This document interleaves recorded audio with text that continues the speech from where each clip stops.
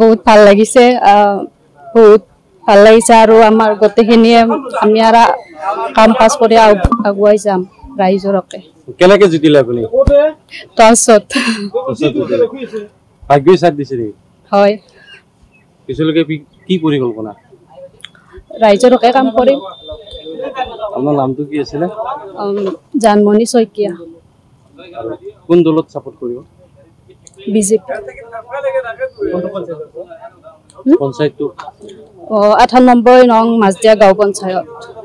10 number word এইবেলি তো মানে পঞ্চায়তের বডি গঠনের ক্ষেত্রে এটা মানে বিশেষ একটা নিয়ম করেছিল এই নিয়ম হওয়ার আগতেই আমার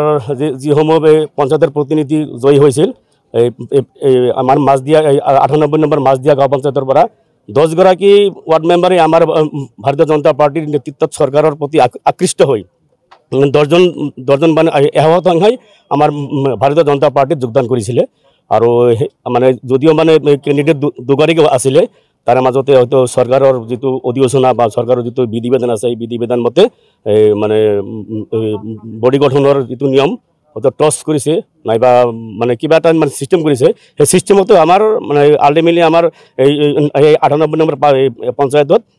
সভানেত্রী হিসাবে আমার জানমণি শইকীয়া বাইদেউ আর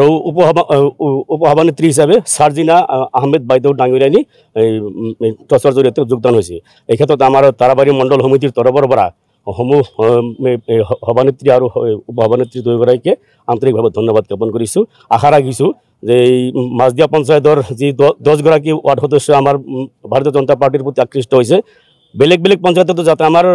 হেমন্ত বিশ্ব শর্মার নেতৃত্বাধীন সরকারের প্রতি যাতে আকর্ষিত হয় সবকা সাথ সবকা বিকাশ নীতি মূল আধার হিসেবে যাতে কাম কাজসমূহ তার রাইজর পক্ষে যাতে করে।